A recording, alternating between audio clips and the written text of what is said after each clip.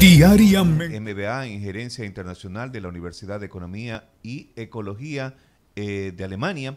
Ha desempeñado varios cargos en organismos de control del sector financiero, acumulando más de 20 años de experiencia en el tema. Actual superintendente de Economía Popular y Solidaria. Doctora, gracias por aceptar esta entrevista aquí en Contrapunto Huancavilca desde Guayaquil.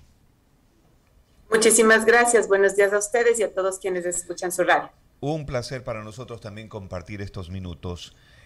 Doctora Margarita Hernández, la importancia de la educación financiera de alta calidad a niños y jóvenes, para que los chicos, los jóvenes, de pronto hay muchos padres que son previsorios y dicen, bueno, vamos a abrirte, por ejemplo, una cuenta de ahorros a partir de este momento. Diga usted, 7 años, 10 años, ya tienen una cuenta de ahorros y le van enseñando los padres este tipo de temas. Sin duda alguna también la economía doméstica empieza en casa, obviamente, ¿no? Para luego enfrentarse al mundo. ¿Es algo así, doctora? Así es, licenciado Casañas, y efectivamente hay que entender todo lo que significa la educación financiera.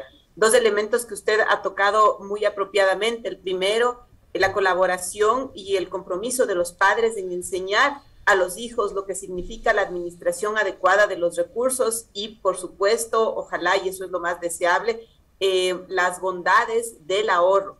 Pero no tiene que ser una iniciativa que se quede en los padres o que no involucre a los hijos, sino más bien lo contrario. Debe ser un trabajo conjunto que permita que padres e hijos discutan temas que están relacionados con el manejo del dinero, con el ahorro, con la economía familiar, y que esto vaya abriendo poco a poco el camino hacia una adecuada interacción de esas personas con el sistema financiero.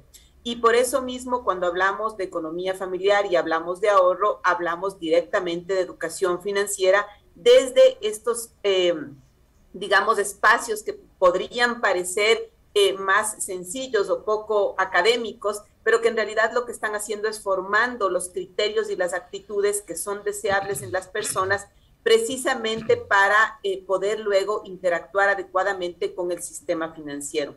Pero la educación financiera debe ir más allá, es decir, no podemos resignarnos o esperar que los padres previsivos, como usted señaló, hagan esto, sino que tenemos que comprometernos desde el sector público, desde el sector financiero y, por supuesto, desde la instancia encargada de la gestión de la educación, a concientizar a los niños y darles elementos y herramientas que les permitan luego tener un comportamiento adecuado cuando tomen decisiones financieras en su futuro. Es decir, que es interesante, deberíamos seguir motivando a nuestros hijos cuando, por ejemplo, le damos una mesada de pronto en la semana. A ver, tú vas a disfrutar de tu lunch, quieres consumir algo en el bar, te doy esta mesada durante toda la semana, no me estés pidiendo y tú sabrás cómo lo repartes. Pero ahí también está la idea, la mano, que la mejor administradora sin duda alguna es la mamá,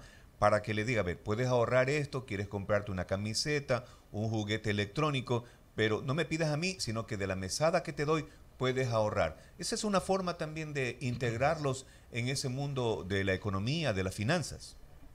Claro que sí, señor Casaña, enseñar no solo el valor del ahorro, como decíamos hace un momento, sino a diferenciar entre las necesidades y los deseos.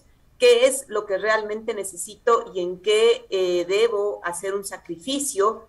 O, por el contrario, cuándo puedo dedicar ciertos recursos a ciertas cosas que en realidad, aunque fueran solamente un deseo, pueden satisfacerse porque no significan un sacrificio de otra cosa que es efectivamente una necesidad. Toda esta dinámica forma en los niños el criterio adecuado que luego permitirá que esos niños y, por supuesto, esos jóvenes tengan, insisto, una adecuada interacción cuando tengan que relacionarse con el sistema financiero. Porque no hay que olvidar que el niño que aprende a ahorrar muy probablemente sea un adulto previsivo que también tenga ahorros que le permitan luego alcanzar ciertas metas, y que quien aprende a edad temprana a administrar adecuadamente sus recursos económicos, muy probablemente cuando, por ejemplo, reciba un crédito de un intermediario financiero, sabrá administrar adecuadamente sus finanzas para poder cumplir con estas obligaciones. Otro tema fundamental cuando hablamos de educación financiera es precisamente entender cómo deben tomarse las decisiones financieras para que esas decisiones no solo que sean adecuadas, sino que representen o más bien dicho, manifiesten la responsabilidad que se tiene respecto de los recursos propios y los recursos de la familia. Temas que hemos visto, como por ejemplo la enorme influencia que han tenido intermediarios financieros ilegales en ciertas zonas del país, o el hecho de que todos tengamos esta conciencia de que hay muchas personas sobreendeudadas, tanto en el sistema financiero como en las casas comerciales, nos deja ver que la educación financiera es un tema en el que tenemos que todos comprometernos precisamente para garantizar mejores días, ya no solo para estos niños y jóvenes, sino para la economía del país. Estamos con la doctora Margarita Hernández, superintendente de Economía Popular y Solidaria. Son las 7:39 aquí en Contrapunto. Ahora, doctora, sin duda la idea de generar escuela financiera desde los primeros años lo que busca es ir zanjando esa brecha que no es corta, que no es pequeña, de adultos endeudados. Claro está que quien no se endeuda usualmente no obtiene nada. Hablo de bienes o hablo de inversiones. Sin embargo, vemos y con mucha preocupación que quizás fue lo que faltó, ¿no? En nuestros padres, en nuestros abuelos, o en mi caso particular, mis abuelos fueron siempre emprendedores y también mis padres.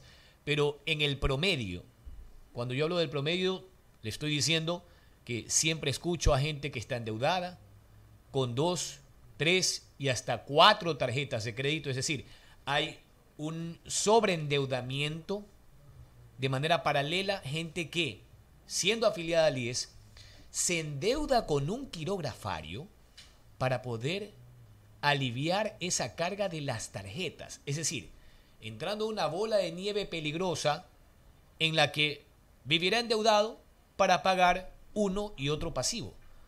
Eso es lo que se quiere atacar, doctora.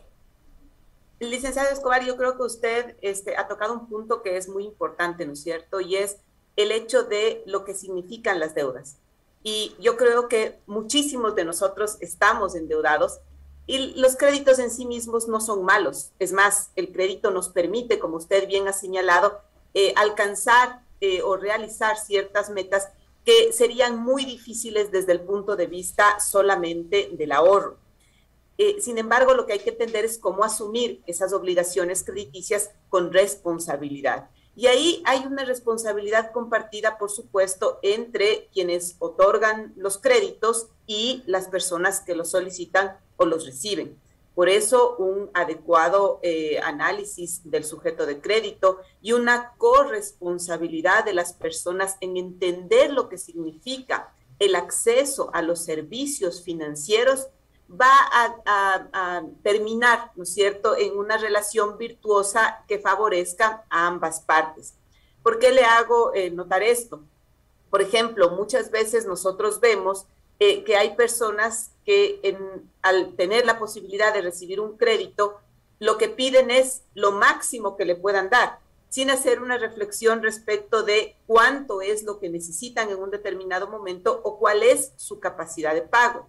De la misma manera, vemos cómo la facilidad de adquirir con la figura del crédito ciertos bienes hace que las personas pierdan la perspectiva de lo que esas obligaciones significan.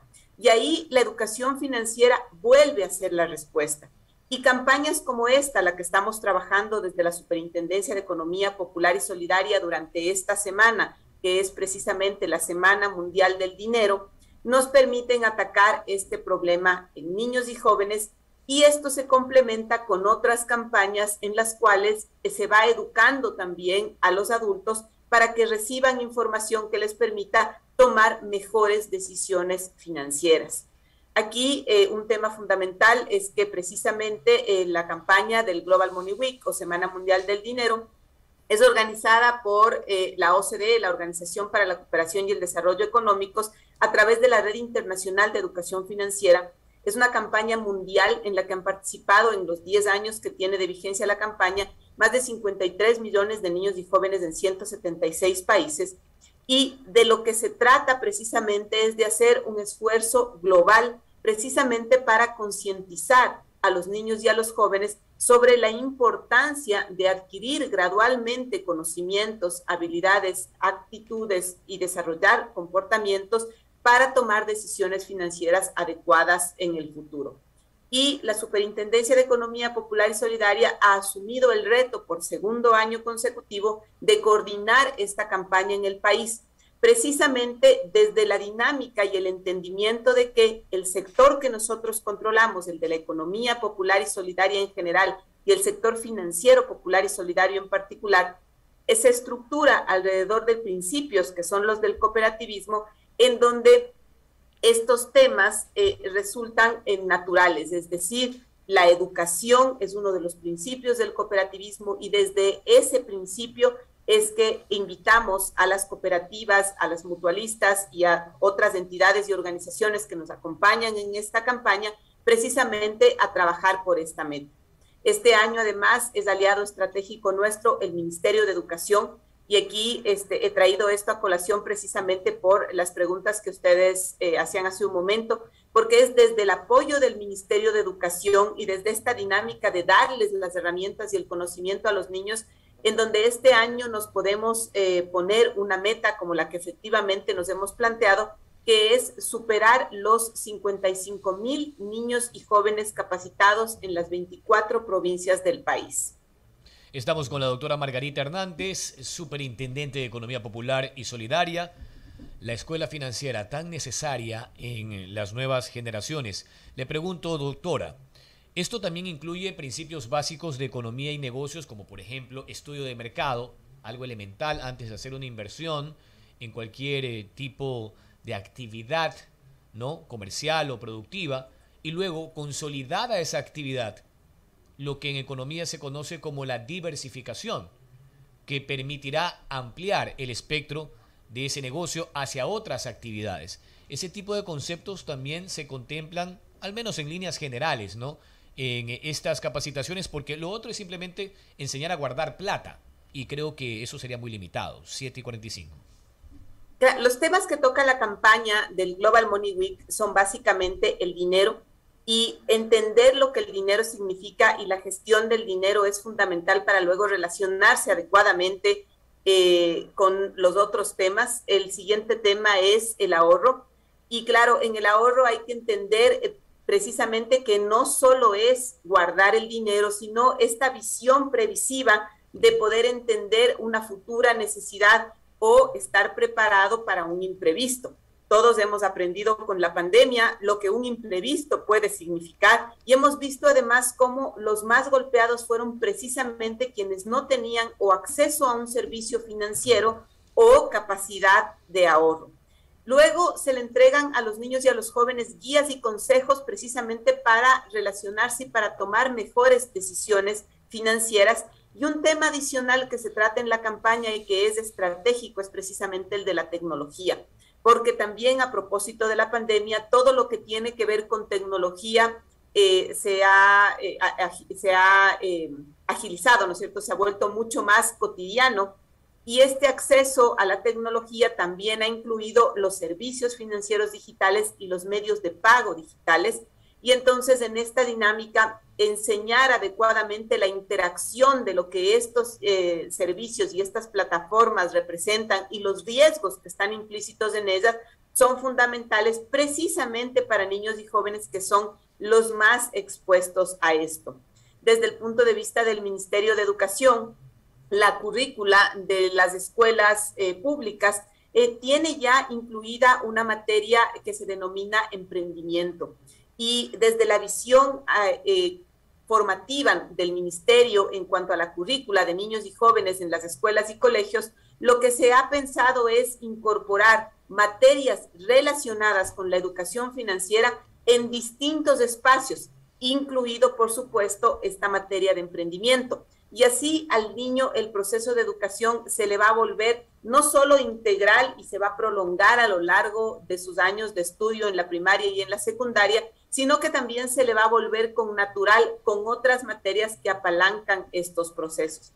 Por otro lado, como yo había referido, la educación y la formación son un principio del cooperativismo Y entonces campañas como esta, que precisamente se dedican a los niños y a los jóvenes, se complementan con otras, como por ejemplo la aplicación de la norma de control sobre los principios y lineamientos de educación financiera que la Superintendencia de Economía Popular y Solidaria emitió en el 2020 y en cuya aplicación las cooperativas y mutualistas han capacitado ya a más de 1 millón de socios.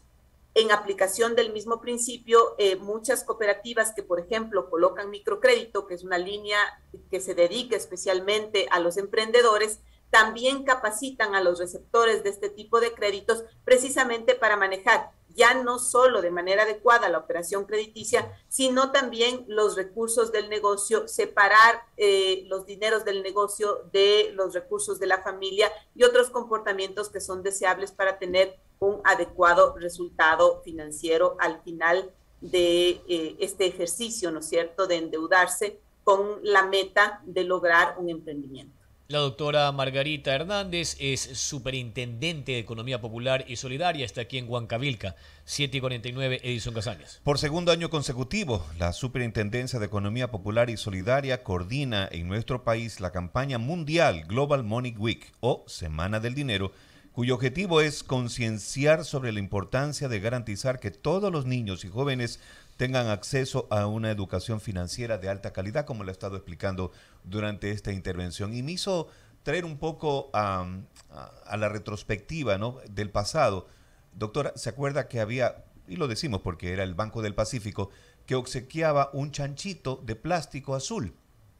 Y donde era para los niños, supuestamente, ¿no? En centavito, en ese momento era en sucres, la gente guardaba, era el ahorro. Era una forma también de decir, ahorremos, pero como usted bien dice, no quedarnos ahí, sino que más bien seguir avanzando, abrir ese abanico de posibilidades que podemos hacer crecer ese dinero. En esta campaña que ustedes realizan, justamente dan todo ese tipo de conocimientos a los niños y jóvenes con un diálogo sencillo. Así es, no solo un diálogo sencillo, sino que además se le presentan a los niños y a los jóvenes varios espacios para generar conocimiento. Se hacen, por supuesto, talleres, charlas, capacitaciones, pero se entregan otras herramientas lúdicas que a través de juegos y videos, de simuladores o de espacios interactivos, permiten que los niños tengan ya no solo el conocimiento, sino también que puedan aplicarlo. Y esto es interesante porque el ejercicio del ahorro es limitado, efectivamente es tomar el dinero y guardarlo, pero de lo que se trata es de generar una actitud, un conocimiento que se complemente con una acción. Y eso solamente se logra si es que no solo damos el conocimiento, sino que permitimos el ejercicio efectivo de ese conocimiento.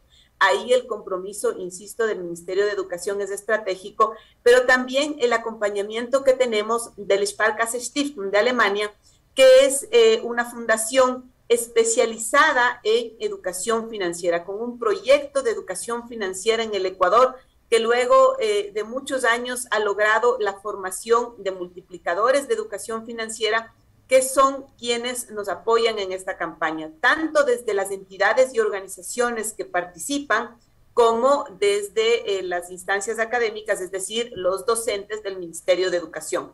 También hemos capacitado funcionarios de la Superintendencia de Economía Popular y Solidaria y todos en conjunto llegamos a estos espacios que hemos creado precisamente en 395 puntos para que se ejecuten estas actividades y podamos llegar a nuestra meta de capacitar más de 55,000 niños y jóvenes, a nivel nacional. Enhorabuena, y eso sería ideal, tiene que ampliarse, doctora, hacia la banca pública con Ban Ecuador y la CFN, que en un futuro inmediato se van a fusionar, según el proyecto. Y aparte también con el sistema financiero privado, ¿no? Preocuparnos también por educar a la gente para que aprenda a endeudarse. Porque de lo contrario es entregar el dinero y luego vienen los problemas por la falta de disciplina financiera, que es algo tan elemental. Muchas gracias a la doctora Margarita Hernández, superintendente de Economía Popular y Solidaria. Ha estado aquí en Contrapunto a propósito de esta campaña necesaria, por cierto, Edison. Sí, doctora, muchas gracias y felicitaciones. Continúe con esta campaña que sin duda alguna nos parece sumamente interesante para los niños y jóvenes, que se llama Semana del Dinero, por segundo año consecutivo acá en nuestro país. Muchísimas gracias, excelente jornada para ustedes y la invitación a que nos visiten en la página web para que conozcan todos los espacios que se han creado y puedan participar de la campaña globalmoneyweek.ceps.gov.es. Excelente jornada para todos. A usted también, doctora. Gracias. Margarita Hernández, superintendenta de Economía Popular y...